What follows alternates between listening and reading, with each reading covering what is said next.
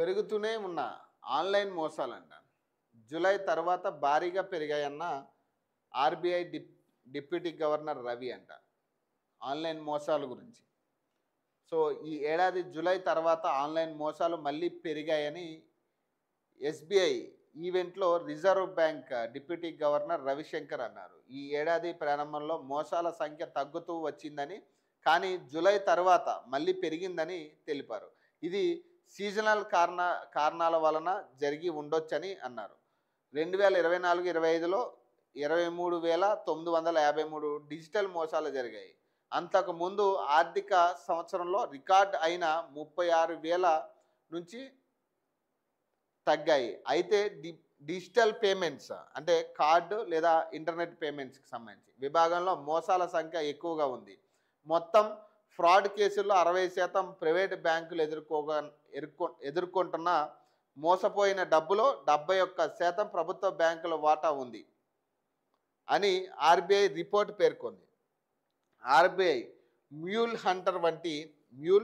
Hunter వంటి digital tools ద్వారా fraud అకౌంట్స్ను గుర్తించి మోసపోయిన డబ్బును రికవరీ చేయడానికి ప్రయత్నిస్తుందని శంకర్ అన్నారు. బ్యాంకులు యూపీఐ సామర్థ్యాన్ని ముందుగా ఊహించలేకపోయామని,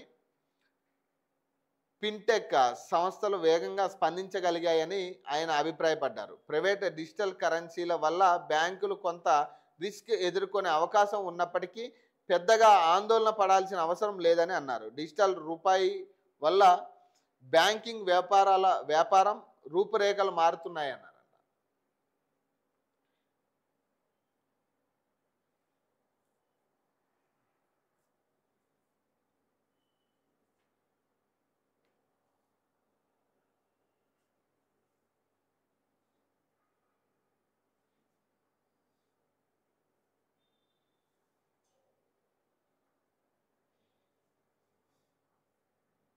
కేవలం 42 రోజుల్లో 52 లక్షల బండ్ల అమ్మకం అంట. ఈ ఏడాది పండుగ సీజన్లో రికార్డు లెవెల్లో సేల్స్. కార్లు సేల్స్ అక్టోబర్లో 41% అప్ అంట. ఈ ఏడాది అక్టోబర్లో బండ్ల రిటైల్ విక్రయాలు 40,23,923 యూనిట్లకు చేరాయి. కిందటేడాది అక్టోబర్ పోలిస్తే 41% గ్రోత్ కనిపించింది. ఇందులో ప్యాసింజర్ వాహనాలు 5,57,373 యూనిట్లు, ఏడాది లెక్కన 11% వృద్ధి. టూ వీలర్లు 31,49,846 యూనిట్లుగా 50% వృద్ధి ఉన్నాయి.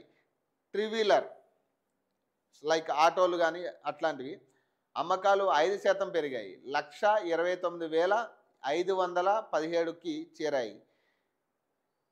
జిఎస్టీ రేట్ల తగ్గింపు సెప్టెంబర్ చివరి నుంచి అమల్లోకి వచ్చింది. దీంతో మొదటి 21 రోజుల్లో సేల్స్ పెద్దగా జరగలేదు, కానీ అక్టోబర్లో డిమాండ్ పుంజుకుంది. రానున్న 3 నెలల్లో బండ్ల రిటైల్ సేల్స్ మరింత పెరిగే అవకాశం ఉంది. పెళ్లిళ్ళు, పంటల కాలం, కొత్త మోడళ్ల విడుదల, స్టాక్ అందుబాటులో ఉండడం, ఏడాది చివరి ఆఫర్లు వంటివి సేల్స్ పెరగడానికి సహాయపడతాయి అని ఫాడా సభ్యుడు ఒకరు చెప్పారంట.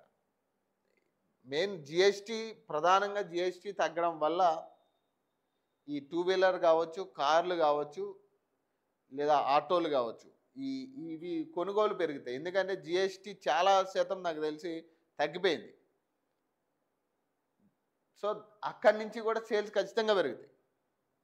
కానీ నేనేమంటున్నా అంటే జిఎస్టీ కార్లకి వీటికి తగ్గించినట్టుగానే నిత్యావసర వస్తువుల్లో కూడా అమలు లేవు. ఇప్పుడు జిఎస్టీ ఇంకా అదే పరిస్థితిలో, అదే పాత పద్ధతిలో షాపులు అమ్ముతున్నారు.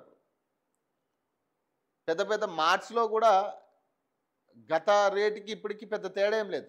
సో అక్కడ తగ్గట్లే రేట్లు. నిత్యావసర వస్తువుల్లో మెయిన్ తగ్గాల్సింది నిత్యావసర వస్తువులు. ఎందుకంటే సామాన్యుడు ఎక్కువగా ఉపయోగించేది నిత్యావసర వస్తువులే. సో వాటి మీద ఉన్న జిఎస్టీని తగ్గిస్తే పేదవాడు కావచ్చు, మిడిల్ క్లాస్ కావచ్చు, చాలా లాభసాటిగా ఉంటుంది. అంతే తప్ప ఈ కార్లు, బండ్ల మీద తగ్గితే పేదవాడు, మిడిల్ క్లాస్ వాడు రోజుకో కారు అయితే కొనుక్కోలేడు. కానీ నిత్యావసర వస్తువులు మాత్రం ప్రతిరోజు అవసరం ఉంటాయి ప్రతి ఒక్కరికి. సో వాటి మీద జిఎస్టీ ఎందుకు అమలు కావట్లేదు అనేది అవసరమైతే వాళ్ళు ఒక కమిటీ పెట్టి దాన్ని సర్వే చేస్తే మీకు అర్థమవుతుంది జిఎస్టీ అమల్లో ఉందా లేదా అనేది. ఈసారి పండుగ సీజన్ ఆటో కంపెనీలు కృషి చేసింది. కేవలం 42 రోజుల్లో ఏకంగా 52 లక్షలకు పైగా బండ్లు అమ్ముడుపోయాయంట. Federation of automobile dealers association FADA data ప్రకారం ఈ ఏడాది 42 రోజుల పండుగ సీజన్లో 52,38,401 బండ్లు అమ్మకాలు జరిగాయంట. కిందటేడాది ఇదే టైంలో అమ్ముడైన 43,25,632 బండ్లతో పోలిస్తే 21% వృద్ధి నమోదైంది. బండ్ల రిజిస్ట్రేషన్ ఆధారంగా ఫాడా రిటైల్ సేల్స్ను లెక్కిస్తుంది. దీని ప్రకారం ఈ ఏడాది పండుగ సీజన్లో బండ్ల రిజిస్ట్రేషన్లు రికార్డు స్థాయికి చేరాయి. ప్యాసింజర్ వాహనాల రిజిస్ట్రేషన్ ఏడాది లెక్కన 23% పెరిగాయి.